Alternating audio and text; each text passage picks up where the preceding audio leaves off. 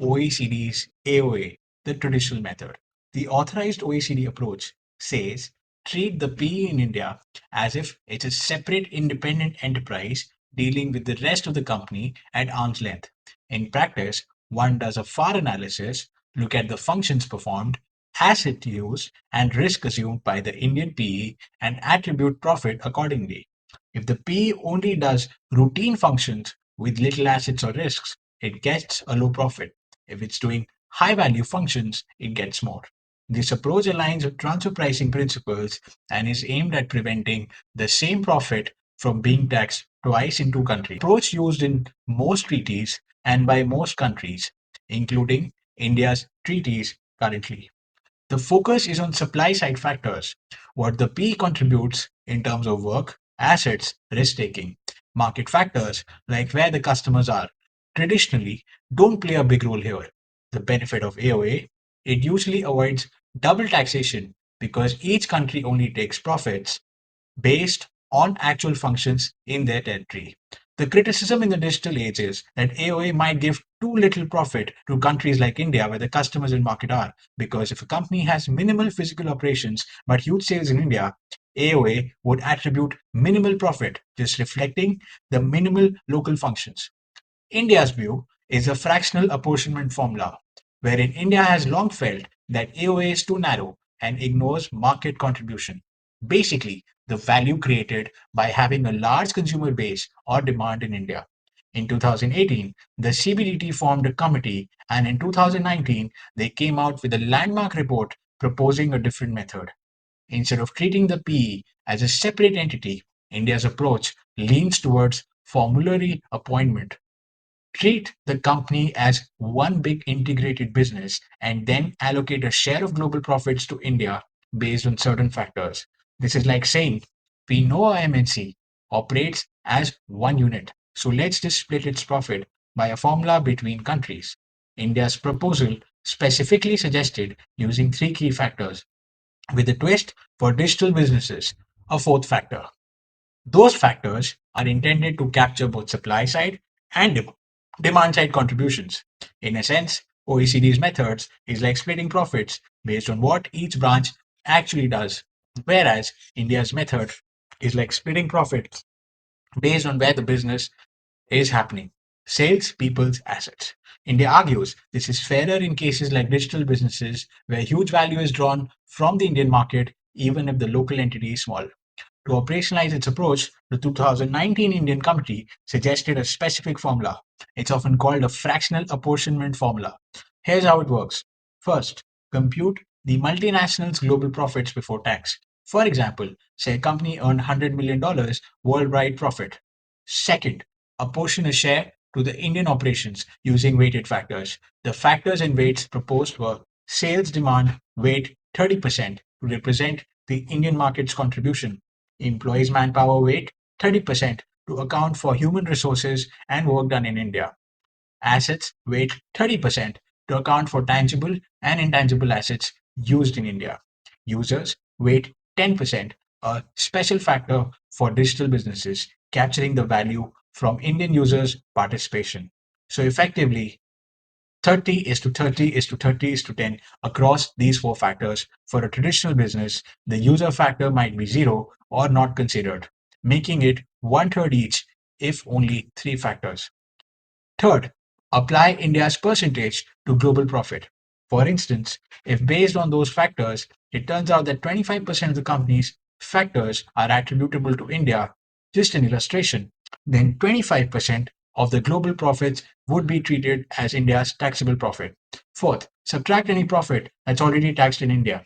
For example, if there's an Indian subsidiary acting as an independent agent or service provider, you won't tax its profits twice. Multinational's global profit is say rupees 1000 crores and the formula computes India's share at 25%, then about 250 crore profit would be attributed to the Indian PE and taxed in India. The formula is more objective than the old discretionary methods. It tells tax officers and companies upfront how to split profits, reducing random guesswork.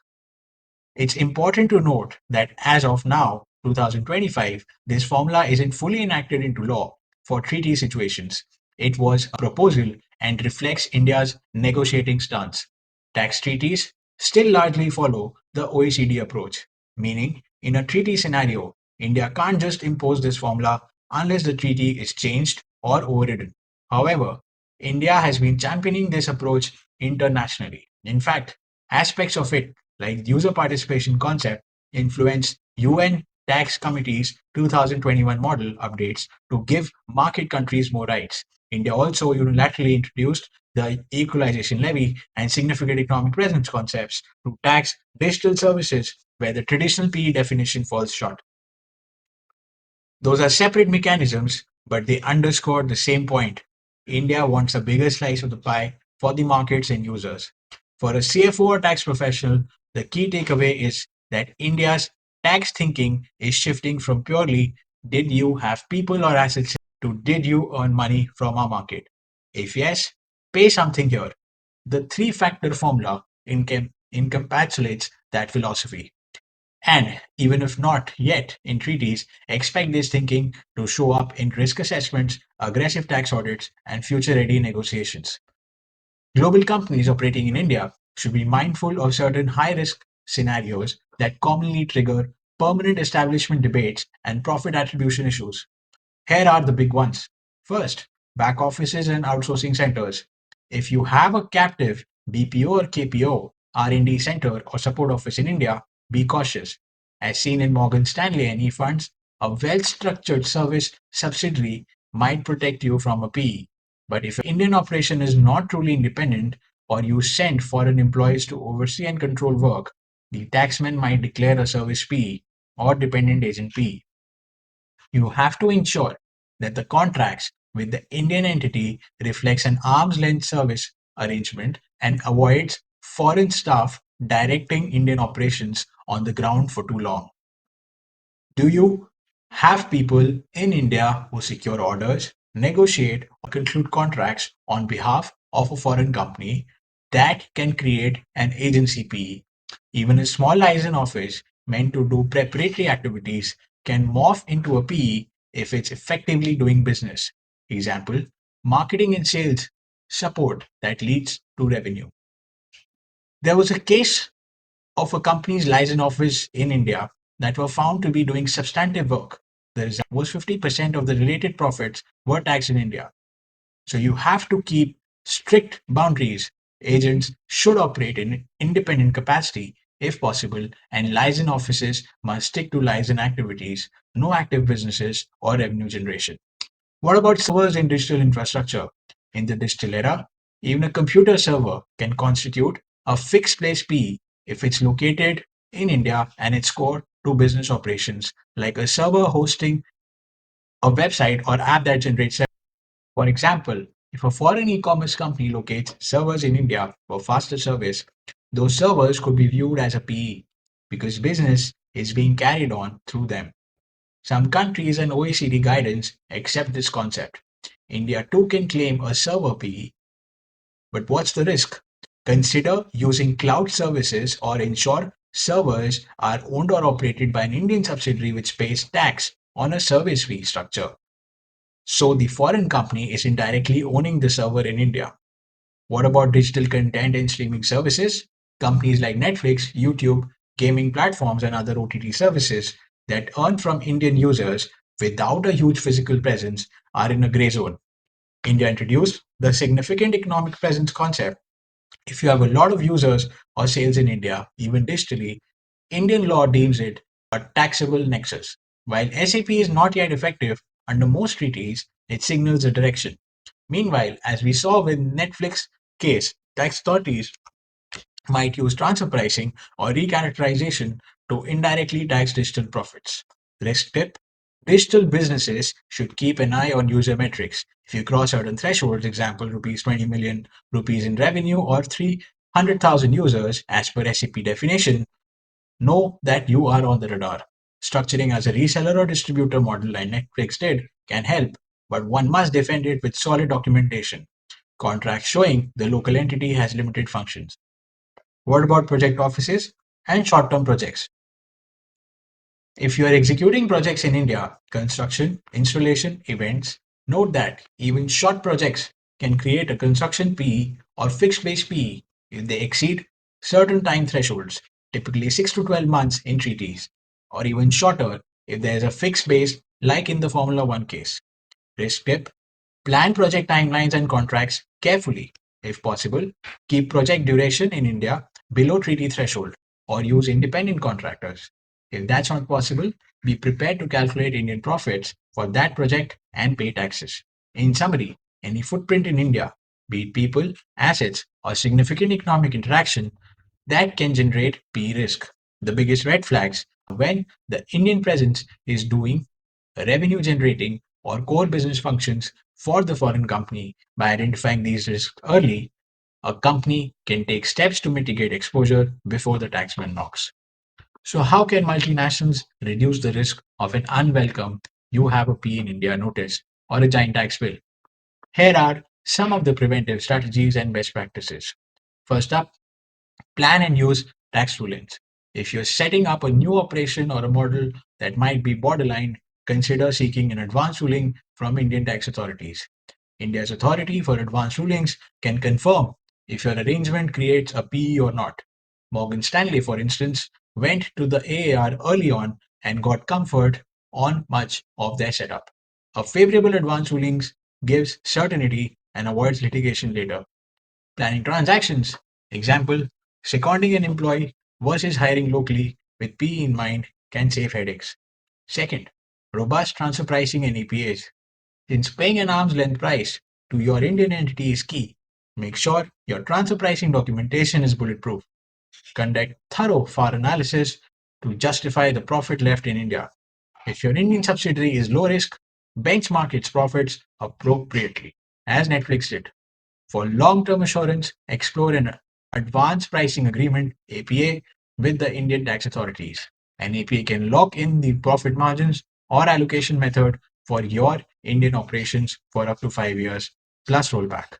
This directly addresses profit attribution by pre-agreeing how much profit India will tax, thereby indirectly addressing PE profit issues. Third, clear intercompany agreements and documentation. The paperwork matters. Have clearly drafted contracts between the foreign company and the Indian entity or agent that delineate roles and responsibilities. If the Indian company is just a distributor or service provider, the agreement should state that it does not own the IP, doesn't bear major risks, etc. In the Netflix case, the distribution agreement explicitly said the Indian entity had no ownership of content, technology, which was a crucial detail. Also document things like employee roles. If foreign staff visit India, keep records of their purpose and ensure it aligns with no PE activities. Example, market research or stewardship, not core execution. Fourth, you have to monitor the substance on the ground. Substance. Tax authorities will look beyond contracts if reality differs. Make sure you practice what you preach in the contracts. If you say the Indian entity is independent, the key decisions should be made by the Indian team, not always dictated by headquarters. You have to limit the duration and frequency of foreign employees' stays in India and avoid them having authority to conclude contracts here. For liaison offices, do, do no revenue generating work.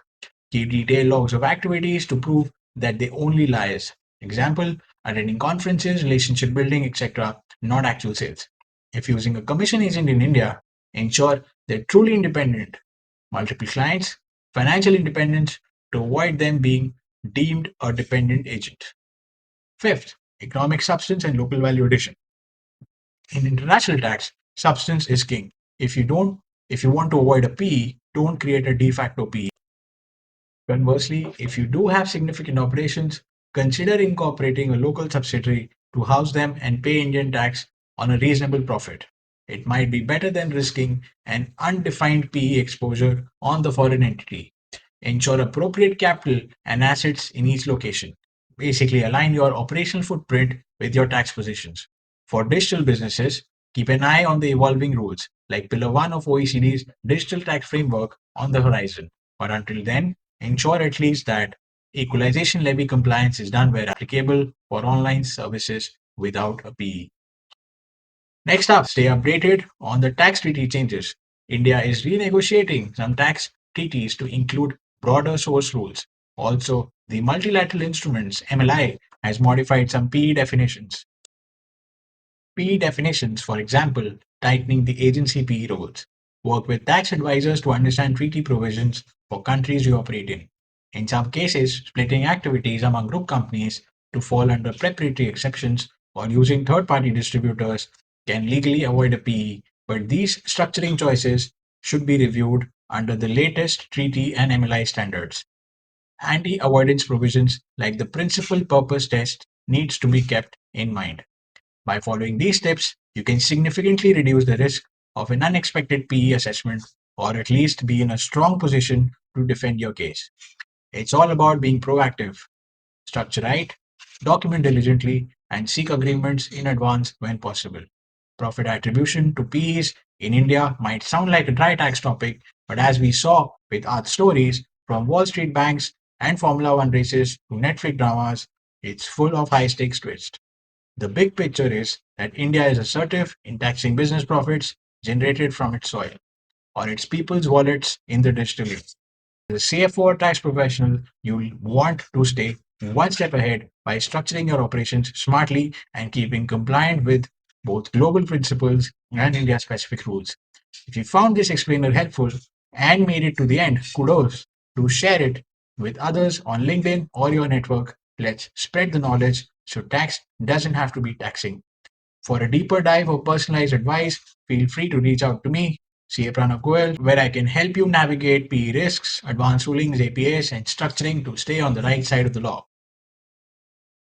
So do your planning in a tax efficient way for a good market entry, defend a complex audit, or just sanity checks on your current setup. I can help you. Don't let a tax issue clip your global ambitions. With your right strategy, you can have your profits and keep the taxman happy too. Thank you for watching this. If you have questions or want more such explainers, drop a comment or get in touch. Until next time, stay compliant and successful. Jai Hind.